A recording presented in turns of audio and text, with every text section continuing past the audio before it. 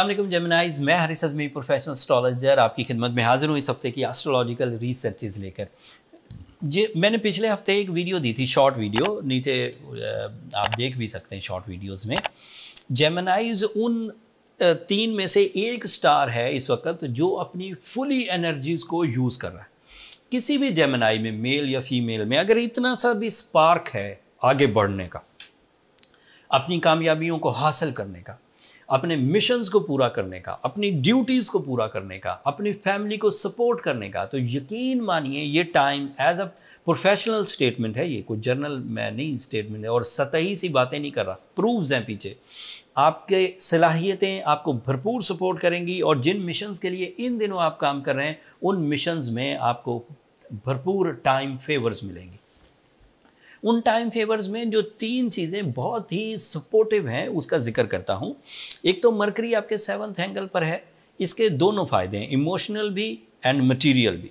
Emotional advantages में you are meritful in your mind status for the family welfare. एक ऐसी knowledge, एक ऐसी कसक, एक ऐसी तड़प अंदर उठेगी कि फैमिली के अंदर जितने भी मामलात उलझे हुए हैं उसको सुलझाने को दिल करेगा एंड सुलझा भी पाएंगे। ऐसा नहीं कि सिर्फ दिल ही कर रहा है और फिर ख्वाहिशें और ख्वाहिशों पर हसरतें, ऐसा नहीं। मतलब जब आप परफॉर्म करने लगेंगे तो आपका माइंड इतना ओके, इतना परफेक्ट प्लान बनाएगा कि फैमिली मेम्बर्स उसे एक्सेप्ट करेंगे एंड वो वाइज डिसीजन होगा। सो ये उसका एक तरह का फ़ायदा। दूसरी तरह का फ़ायदा ये है कि you are 100% eligible at the moment for business partnerships. अगर आप अकेले कुछ कर रहे हैं तो फिर पार्टनरशिप इख्तियार करने की ज़रूरत नहीं, आपको अकेले भी कामयाबियाँ मिलेंगी। लेकिन अगर आपके पास वसाइल की कमी थी, अगर आपके पास प्लानिंग की कमी थी, अगर आपके पास एक्सपीरियंसेस की कमी थी, तो दिस इज़ द टाइम जब आप मर्जर करके, कंबाइन एफर्ट्स करके किसी मिशन को फुलफिल कर सकते हैं। ऐसी डिमांड इस वक्त नेचर आपसे कर रही है कि अगर आप कुछ कोशिश करेंगे तो कामयाब रहेंगे। एस्ट्रोलॉजिकल ऐसे मूवमेंट्स कम आया करते हैं, बट इस वक्त जेमिनाइज नेचर को ऐसा इवेंट मुयस्सर है जिसमें वो अपने लेस एफर्ट्स के साथ हाई रिवॉर्ड्स हासिल कर सकते हैं। ये मटेरियल साइड के, और भी मटेरियल साइड के कुछ एडवांटेजेस हैं दीगर प्लैनेट से, बट मटेरियल साइड को हम इतना ही एक्सप्लेन करें कि because you are in a golden season, so don't you worry. अगर जॉब हासिल करनी है कोशिशें तेज़ कर दें, इन्वेस्टमेंट्स करनी है कोशिशें तेज़ कर दें, मल्टीटास्किंग करनी है कोशिशें तेज़ कर दें, बेस बनाना है किसी चीज़ का कोशिशें तेज़ कर दें, ख़राब मामलात को हल करना है कोशिशें तेज़ कर दें, नाराज़गी को हल करना है कोशिशें तेज़ कर दें, लाइफ पार्टनरशिप की उलझन वाली सिचुएशंस को कवर करना है तो कोशिशें तेज़ कर दें। एक और खबर सुनाता हूँ, अब एक अदर प्लैनेट का फेवर आपको मुयस्सर है। वीनस भी आपके 7th एंगल पर है। उधर मैंने क्या कहा, मरकरी के इवज जो उलझी हुई रिलेशनशिप्स हैं उन्हें सेटल कर दें, बट वीनस के इवज, दिस इज माय प्रेडिक्शन, नई रिलेशनशिप जनरेट करनी है तो कर लीजिए, दिस इज टाइम। वीनस इस वक्त इस फॉर्म में है कि सोलर सिस्टम की उसकी जो ऑर्बिटल मूवमेंट है, वो जो एक दायरे में घूम रहा है, जब वो इस 7th एंगल पर आता है तो मैक्सिमम रोमांटिक इमोशंस जनरेट करके देगा, जिससे आपके इनर सोल में ब्यूटी, लविंग कंडीशंस प्रोड्यूस होंगी, अटैचमेंट्स स्ट्रॉन्ग और बॉन्डिंग बड़ी ताकतवर पैदा होगी, बरकत आएगी, खैर आएगा, दिल का इत्मीनान आएगा। रिश्तेदारी के मामलात में जो अल्लाह ताला ने एक बरकत रखी है वो मुयस्सर आएगी। This is a season of relationships and ये जेमिनाइज को अदरवाइज मुयस्सर है। और फिर क्योंकि मरकरी भी उसी एंगल पर है तो आप सिर्फ जज्बाती फैसले, कोई फूल डिसीजन नहीं लेंगे, उनमें मेरिट्स भी होंगे, उसमें प्रॉपर जो डिसीजंस हैं वो हो पाएंगे जिसका बाद में कोई रिग्रेट नहीं आएगा। समटाइम जज्बाती कैफियत में कोई बंदा जल्दबाजी का डिसीजन ले सकता है एंड कुछ लोग, सॉरी नॉट ऑल जेमिनाइज, बट कुछ इमोशनल फूल्स होते हैं, वो जल्दी में डिसीजन लेते हैं बाद में परेशान हो जाते हैं।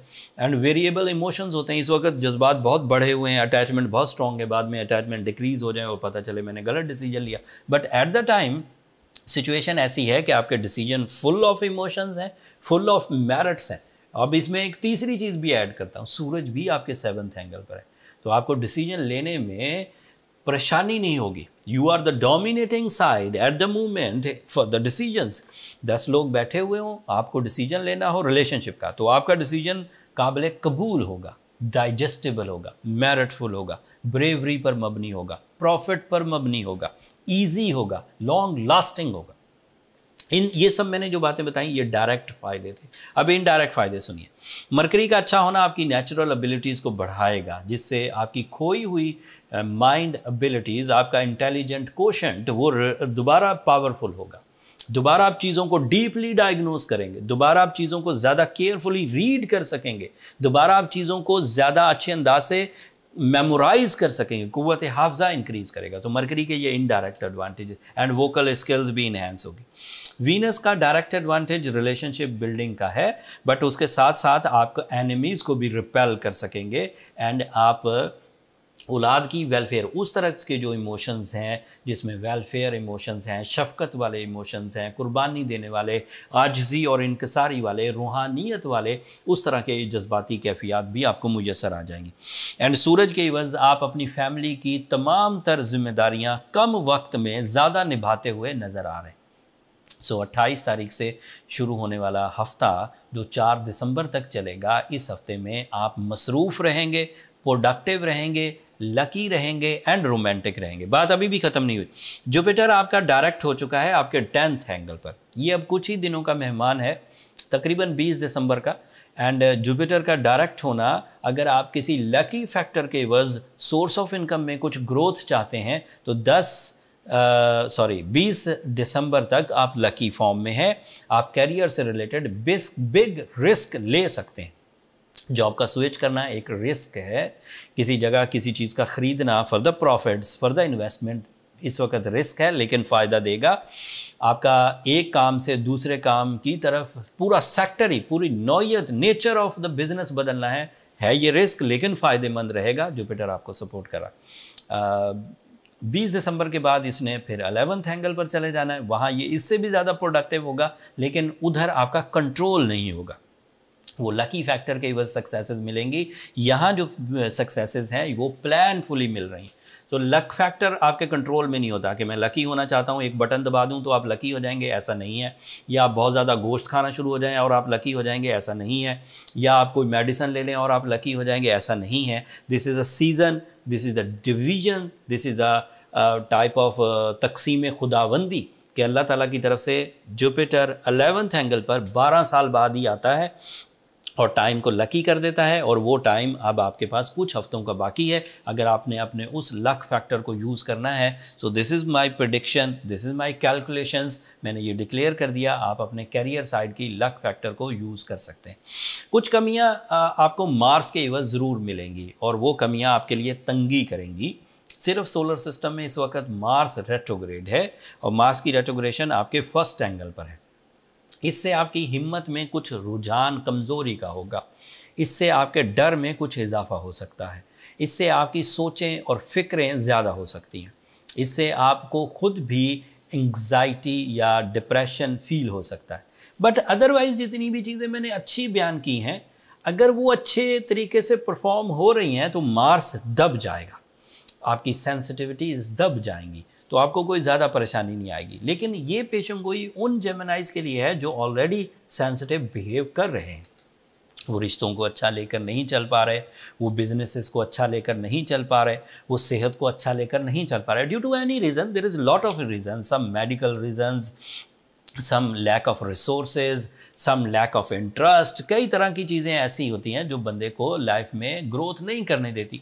उस तरह के लोगों के लिए फिर जब मार्स रेट्रोग्रेड हो गया हुआ है 30 अक्टूबर से, तो वो ज़्यादा कॉम्प्लिकेटेड हो जाएंगे, लोगों के साथ हार्श टॉक करेंगे, अग्रेसिव रहेंगे, इरिटेटिंग रहेंगे। अगर तो छोटे छोटे मिशंस हैं तो खैर है, कुछ दिनों बाद 10 जनवरी तक आप ठीक हो जाएंगे। बट अगर बड़े मिशंस हैं जिनके उलझ जाने से लाइफ डिस्ट्रॉय हो सकती है, जिनके उलझ जाने से रिस्पेक्ट डिस्ट्रॉय हो सकती है, जिनके उलझ जाने से आप बिल्कुल डी ट्रैक हो सकते हैं, तो ऐसी सिचुएशन को मैक्सिमम डिज़ास्टर पर जाने से पहले कंट्रोल करें।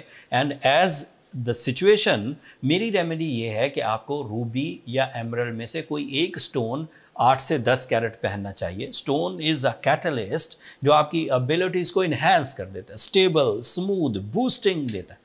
तो अच्छी क्वालिटी का रूबी लीजिए, नेचुरल लीजिए, एंड फिर उसका वज़न 8 से 10 कैरेट हो, if you can afford. So it is expensive, as you know ruby is a royal stone. साथ में सूरह शम्स पढ़िए 5 times in a day, and उससे आपको ब्लेसिंग्स मिलेंगी, पीस मिलेगा, इत्मीनान मिलेगा। ये तो बात तय है, कुरान मजीद के ही रूल है, ये कोई सी एस्ट्रोलॉजर की कहावत नहीं है। अला बिज़िक्रिल्लाह तत्मईनुल कुलूब, सिर्फ अल्लाह की याद ही दिलों का इत्मीनान पैदा कर सकती है।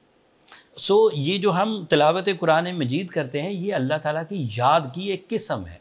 कोई लोग सिर्फ अल्लाह का एक नाम पुकारते हैं, वो भी अल्लाह की याद की एक किस्म है। कुछ लोग हर काम को अल्लाह की रज़ा के लिए करते हैं, वो भी अल्लाह ताला की याद की एक किस्म है। कुछ लोग अपने पैसे खर्च करते हुए अल्लाह ताला की खुशनुदी हासिल करते हैं, वो भी इबादत की एक किस्म है और वो भी अल्लाह ताला की याद में से ही एक है। सो ये सब किस्में हैं। बट अगर आप सूरह शम्स पढ़ेंगे तो ये एज अ प्रोफेशनल मैंने इसे एज अ रेमेडी कंसीडर किया। तिलावत कुरान मजीद बीइंग अ मुस्लिम वो तो अपनी जगह, लेकिन एज अ रेमेडी बहुत इफेक्टिव है।